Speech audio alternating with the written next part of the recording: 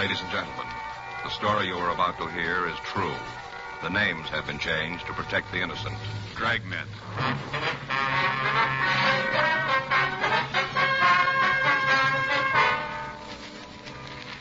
You're a detective sergeant. You're assigned to hit-and-run felony detail. A young woman has been run down and seriously injured. The driver of the car has fled from the scene. Your job, find him. It was Tuesday, April 7th. It was cold in Los Angeles. We were working the day watch out of traffic bureau, hit-and-run felony detail. My partner's Frank Smith. The boss is Captain Calfee. My name's Friday. We were on our way out from the office, and it was 8:40 a.m. when we got to 1784 Byram Street. Front door. Better try it again, huh? Wait a minute. Sounds like somebody coming. Yeah? Something you want? Miss Hunter? That's right. What do you want? Police officers. We'd like to talk to you. Oh, about the thing last night, huh? Yes, ma'am. That's right. Well, come on in. I can't stand around for long. I'm going to be late for work as it is. Come on. Thank you. This is my partner, Frank Smith. My name's Friday. How do you do? Hi. Sit down there. I got to get ready to leave. There's some coffee there in the carafe if you want some. No, thanks. No, ma'am, thank you. Would you mind pouring me a cup? You'll find everything right there on the table. 2 sugars. All right. What do you want to know about last night? I told the officers who were there all I know. Yes, ma'am, we know. We read their report. We'd like to go over it with you if it's all right. Seems like a waste of time to me. Spend a little more of it trying to catch the kid that hit the girl. It'd be better all the way around. Ma'am, there's your coffee. Oh, thank you. Ooh, you're warm. Either one of you got a cigarette? Yes, ma'am. Here you are. Here's a light. Thanks. What do you want to go over? Well, according to what you said to the officers last night, you saw the accident. Is that right? I saw it, yeah. I don't think it was an accident. If you ask me, I think the kid deliberately hit the girl. Deliberately. Now, why do you say that? Well, just the way it looked, that's all. Kind of feeling. Way came barreling around the corner. He must have seen her. She was right under the light. Didn't even make an attempt to stop. None at all. Mm-hmm. I saw her, the girl, step off the curb. Right under the light. He had to see her, had to. Anyway, she stepped off the curb and started to cross the street. Harry and me saw her. She started to cross, and then all of a sudden, this kid in the hot rod was coming right at her. Was there anything she could do? Yes, ma'am. She kind of looked up at the car and then, well, like she was going to run. But she didn't have time. The car hit her and knocked her down. Did you get a good look at the car? You mean the one that hit her? Yes, ma'am. You bet I did. Passed right under the light. Got a real good look at it. Mm-hmm. I wonder if you'd describe it for us. I told the cops all about it last night. Seems like that'd be enough. Why do I have to go through it again? Well, it might be something you didn't think of last night, Miss Hunter. Something you might have forgotten. It isn't likely, but if you gotta have it, I guess that's the way it's gotta be. Hope we can get it over with fast enough. I gotta get down to the corner so I won't miss my bus. Well, if it'd help, we can drive you to work. You can give us the information on the way. Well, that'll be fine. Wait a minute, I'll get my coat. Uh-huh. How'd it look when you came in? Ma'am? Did it look like it was gonna rain? No, it's pretty cold, though. Paper said it might rain today. Well, better take an umbrella. What kind of a car was it, Miss Hunter? A hot rod, you know the kind, real low, 2 exhaust pipes kind of beat up. Well, what kind of a car was it? The brand name? Well, I guess it was a Ford. Looked like one. Hard to tell. It was kind of banged up, you know. I don't know why the police allow cars like that on the streets anyway. It couldn't be very safe. Can you tell us what year the car was? Well, I'm not real good at that, but I'd say maybe a 1940. Might have been 1941. It was a pre-war car, though. Oh, yeah, I'm sure of that. Uh-huh. Would you like to get in, ma'am? Okay, thanks.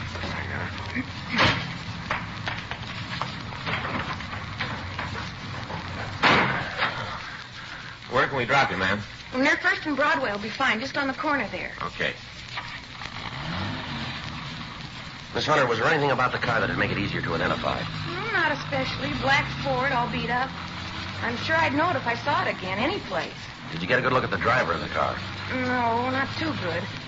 All I could see was that he was a kid, you know, maybe 19, 20 years old. Uh-huh. Sure like to see you get that kid. Is the girl all right? She looked pretty bad last night. No, she's still in a critical condition. Doctors aren't sure yet whether she'll be all right.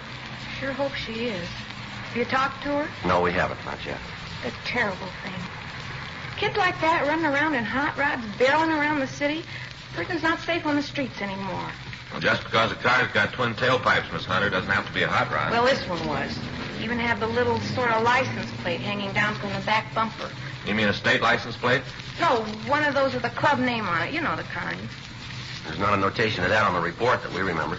I guess I forgot all the excitement and all. I must have forgot. Well, did you see the name on that plate? Yeah. Not real good, but I saw it. Think you can remember it?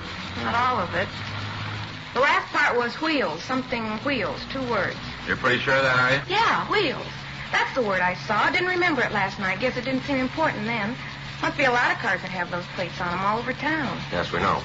Don't seem like it's going to help much. A lot of cars with those plates on them. Lots of them. Yes, ma'am. Even if you do find the kid with one of them, how are you going to know if he's the right one? Well, it's not going to be too hard. Huh? His car will tell us. According to the report, an automobile driven by one male occupant had struck a woman while she crossed the intersection of Olympic Boulevard and Connecticut Street the night before. When the ambulance arrived at the scene, the victim, who was identified as Mrs. Helen Chapman, was unconscious and was removed to Georgia Street Receiving Hospital for emergency treatment. Members of the crime lab had arrived at the scene and gathered what physical evidence they could find. All citizens in the vicinity were interrogated and their statements were taken. Photographs of the coroner were made and held for evidence. Because of the hit-and-run aspect of the case, Frank and I had been assigned to investigate it. At 1:14 p.m., we drove over to Georgia Street Receiving Hospital to talk to the attending physician, Dr. Sebastian. He said the patient's condition was so critical that she couldn't be moved to her own hospital. He told us that the victim hadn't recovered consciousness to the point where she could be questioned. He went on to tell us that she'd been administered serum albumin to counteract shock. He listed her injuries for us. Compound fractures of the femur, rib fractures, and associated internal injuries, including a punctured lung and brain concussion. It was not expected that she'd live. Frank and I left the doctor and walked down the hall. In the waiting room, we met a tall, thin man who looked as if he hadn't slept in several days. On the floor in front of him was a small pile of half-smoked cigarettes. He identified himself as the victim's husband, Carl Chapman. I don't know. I came home from work. They told me about it. I didn't even know. Didn't they try to call you at work? No, I guess they called the house. There wasn't anybody home. I just walked up to the door, and there was a note telling me to call her. Didn't even know about Helen. I see. You like a cigarette, Chapman? Thanks.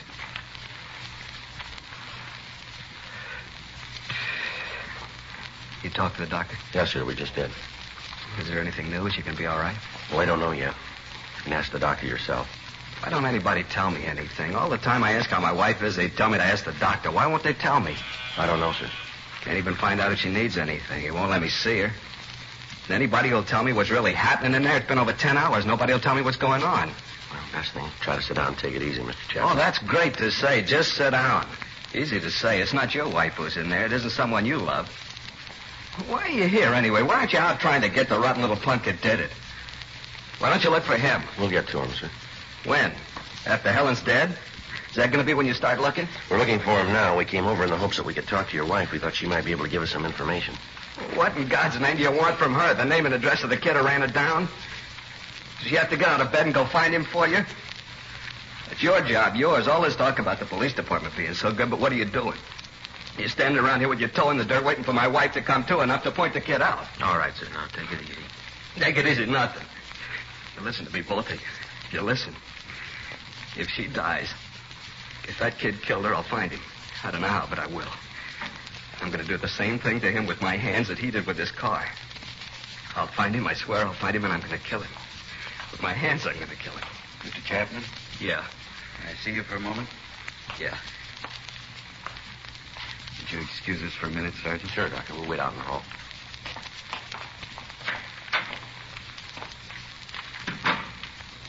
A rough one in there. Yeah. Wonder what's going on in there. I don't know. Better call the skipper. Tell him about that plate on the car. Get a broadcast out on it.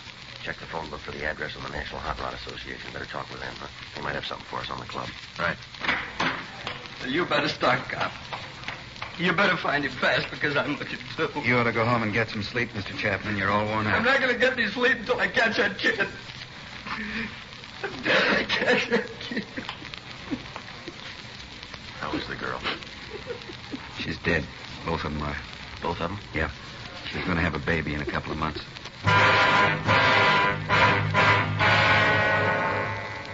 3:15 p.m. Frank and I drove out to the offices of the National Hot Rod Association on Hollywood Boulevard. We met with Bud Coons and Wally Parks. They checked their records for clubs with the last name Wheels. There were 3 in their files. 2 were in the eastern part of the United States, and 1 was listed as having headquarters in Alhambra, California. We obtained the name and address of the president of the club, and we drove out to see him.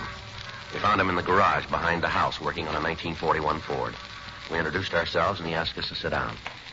What do you want to see me about? We understand that you're the president of the Square Wheel, is that right? Yeah, that's right. Why? How many members do you have in the club? 18. 18 actives. There's a couple of guys in the service. What's this all about, anyway? How come the questions? All your members have the metal plates with the club name on their car? Yeah. You get them when they pay the initiation fee. Why? Anybody else have them? Not legally. What do you mean? Well, a couple of them out have been stolen from members. Any of the fellows in the club drive a black pre-war Ford? Yeah, I guess we got about 5 of them. I got one myself, as a matter of fact. Listen, why can't you tell me what this is all about? Figure if I knew what you wanted, I could help you out. Well, a woman was run down by a hot rod last night. One of the witnesses saw a plate on the car that might have been from your club. No kidding. That's the way we got it. What did it look like? Well, they say it had twin pipes, pretty well beat up, white sidewall tires. It's not one of ours, then. You sound pretty sure. What about the plate? Well, I told you, we've had a couple of them stolen. Must have been one of them.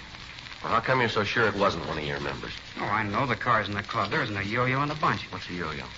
Well, yeah, you know, a shot rod, junk heap. Oh, I see.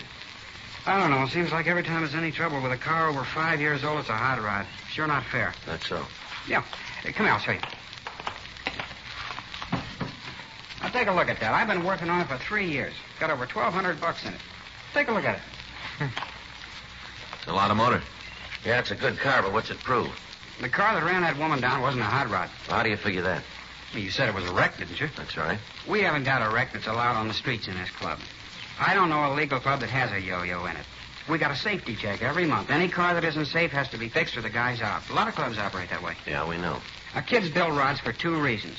Because they want the cars to run better, be more efficient, or else they want something a little different than you can buy in a showroom. Yeah, well, all this sounds good, but a woman was killed last night by a kid driving a hopped-up car of some kind. Maybe it had twin pipes, a loud muffler, but I'll give you odds from here to Bonneville that it wasn't a hot rod. I know how guys feel. Every kid on the wheel in a second-hand car is a potential killer. The way the papers picture us, we just roam around looking for somebody to run over. That's not true. You check the records. I think you'll find that the ratio between tickets given out to members of hot rod and good. Getting up a year and a half. The one before that was for overtime parking. Oh, I'm sorry, fellas. That car last night wasn't one of our guys, and you can bet he wasn't a hot rodder either. You got any way of knowing who could have gotten the plaque? Well, not right off, but we'll find him. How? There's only so many streets in Los Angeles. We'll find him. Guys like that make things rough on the clean drivers in this town. We'll find him for you. Well, we'll appreciate any help you can give us on this, but it's police business. If you find him, give us a call right away. Don't worry, we will. How do I get in touch with you? We'll leave you one of our cards. Anytime. You call us. All right. I'll get on the phone and get the fellows rounded up. If you turn it all the way, take out. One, eight, Shoot. Well, when's that? 6:40 p.m. Frank and I got back to the office. During the afternoon, the broadcast on the car had gone over the state wire, and every police officer in the state of California was looking for the hit-and-run car. When we checked with communications, it was our broadcast. 7:15 p.m. We put in a call to Georgia Street Receiving Hospital, and we talked again to Dr. Sebastian. He told us that the victim's husband, Carl Chapman, had been placed under the care of his family doctor. And against check fell over until he 40. We met back in the squad room. Any word yet? No. Got a call from Al Gibbs. Hot Rod Club? Yeah. He says all the clubs in the area are looking for the car. They divided the city up in sections. Members are checking all the streets. No luck, though, huh? No, nothing. Well, they turned a couple of cars, but they don't check out. How'd you do? Pretty good. Got the report here. Uh-huh. Had a couple sandwiches sent in. Got your Swiss on rye. Good. In the bag there. Where's coffee? Right there, carton. Oh. The lab sure did a good job on this stuff here. Mm-hmm. Here's the scene. Victim was found 10 feet 4 inches from the northeast corner, 4 feet 8 inches from the north pedestrian crosswalk. That'd put it about here, wouldn't it? Yeah. They found particles of broken glass. Checked on him at the lighthouse. Left him. Got out. I looked at it. It's new. Any brand name? Yeah, but it's not going to help much. Distributed all over the country.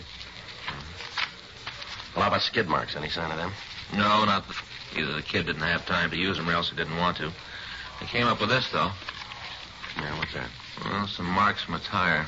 Lee says he thinks they were made when the kid dug out to get away, spun the back wheels. Sure indicate that he didn't mean to stop at any time, huh? Well, that's the way Lee's got it figured. I got it. Yeah. Mm-hmm. Anybody there? No. No, keep it under surveillance. We'll be right out. Yeah. Don't burn it. Right. Bye. What do you got? Well, it's beginning to go our way, maybe. Huh? They found the car. During a route that the park and movement. Frank and I notified the crime lab of the find, and then we left the office and drove out to the location. We talked to the officers in the police car, and they told us that they hadn't seen anyone near them. We checked the registration and found that the registered owner was a Jack Moore. The white slip gave us an address in Hollywood. While the crime lab went over the car, we drove out to Moore's address to talk to him. He lived in a large house built in the mid-20s as a private residence. It had been converted into a boarding house. Frank covered the rear entrance. I rang the front doorbell.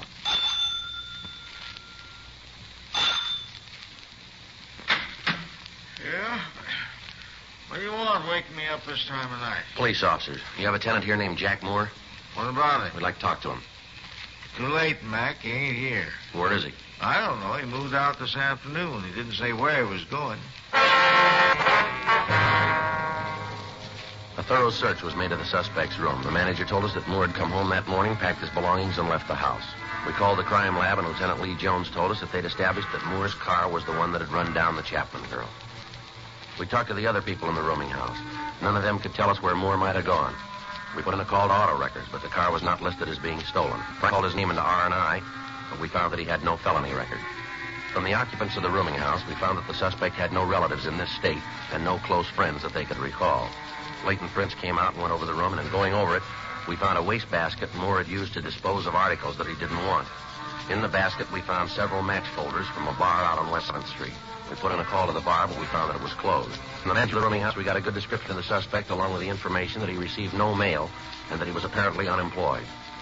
A stakeout was set up on the house, and at 3:36 a.m., Frank and I checked out of the office and went home for the night. The next day, Wednesday, April 8th, we contacted DMV and asked that they give us all information on the car, 15 a.m. We drove over to the bar on West 7th Street. Not open yet. Don't open. Police officers, like some information. License is back there on the wall in plain sight. There's nothing going on here. You have a customer in here named Jack Moore? We just open the doors. We got no say about who comes in. As long as they don't cause trouble, we don't either. This guy's about 20 or 21, 5'8" to 5'10", 165 pounds, blonde. Name's Moore, Jack Moore. What's he done? We want to talk to him. About what? Police business. Have you seen him? Nothing that's going to get the bar in trouble? Well, that's a simple question, mister. Have you seen him?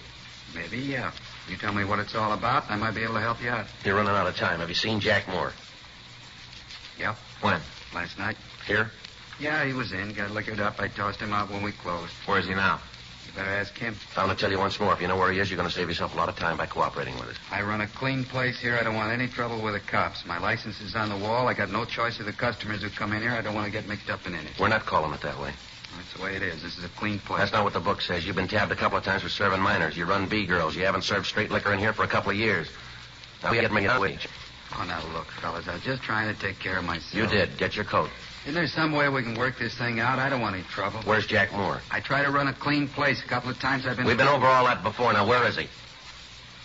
I got him up at my place. You there now? I guess so. He got pretty loaded last night. Told me he didn't have any place to pad down. I took him home. What's the address? 1862 and a half Woodworth Court, room 14. All right, let's go. Yeah. And don't try to call him. I got no phone in the room. If he's done anything, I had no part in it. Just trying to help a friend out, that's all. Just help a friend out. Yeah, sure. You tell him that. How he got me in trouble, all because I tried to help him out. You just tell him. Yeah, we will. And tell him not to come around here anymore. Tell him to keep out. Tell him that, will you, for me? Tell him not to come back. Don't you worry about it. He won't be back. We called the office, and another team of detectives came out to the bar to keep the bartender under surveillance in the event that he might try to contact the suspect. It took 5.5 minutes to drive to the Woodward Street address. It was a large building located at the end of a blind street. Room 14 was on the third floor in the front of the building. Frank and I approached the room, and we listened. There was no sound from inside. You want to try the door? Yeah. One moment. Yeah. There he is on the bed. Yeah. Looks like the right guy. Now, let's wake him up. Come on. Come on, Moore. Wake up. Come on. Let me alone, Charlie. Come on, get up, Moore. Get up on your Let me feet. alone. I told you, Charlie. Let me... Who are you guys? What are you doing Police here? officers, you're under arrest. Wait a minute. All right, I got him. Now, come on, stand still. All right. All right, I quit. You want to shake him, Frank? Yeah. Yeah, he's clean. Where you taking me? I ain't done nothing. You got no reason to push me around like this. All right, let's go. Where? Where you gonna take me? Downtown. For what? Manslaughter. I didn't do it. I didn't. You got the wrong guy. You got the wrong one. I didn't do it. All right, come on, let's move. But you got the wrong one. I didn't do it. I didn't know what you wanted. That's why I run. I didn't know what you Well, wanted. you do now, so let's go.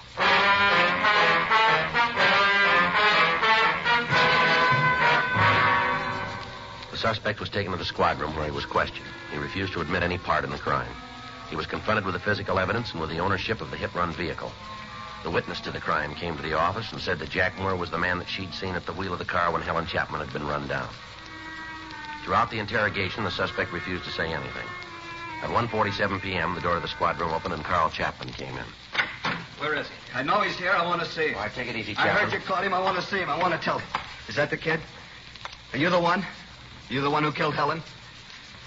Well, answer me. All right, take it easy, Chapman. Is he the one? The evidence points that way, yeah. Please. I want you to do something for me. What's that? Go away. Out of here, please. We can't do that, Chapman. He's in custody. Please leave me alone with him. Come on, Chapman. You better wait outside. Now, just a minute. Listen to me, kid. When they put you in that cell, you get down on your knees and thank God that they found you before I did. You understand? You thank him, and every day you live, you thank him. You do that because I would have killed you. Take it easy, Chapman. My wife's dead because of him. You hear that? You killed her. They got laws to save people like you, but none for her. None for her and the baby. They didn't have any laws. None for them. All right, Chapman. Come on, take it easy. Frank? Come on, sir. Yeah.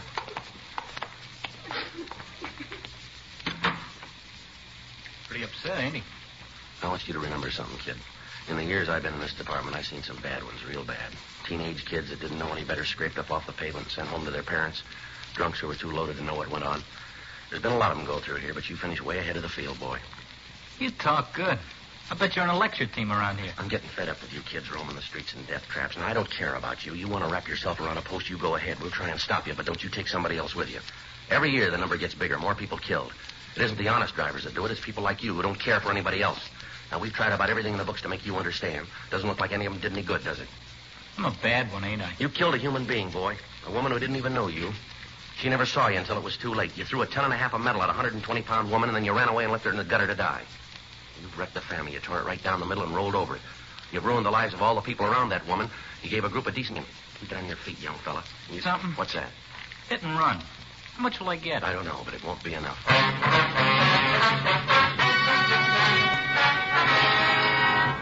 Jack Carlisle Moore was tried and found guilty of manslaughter, 1 count, and received sentence prescribed by law. State penitentiary for a period not to exceed 10 years.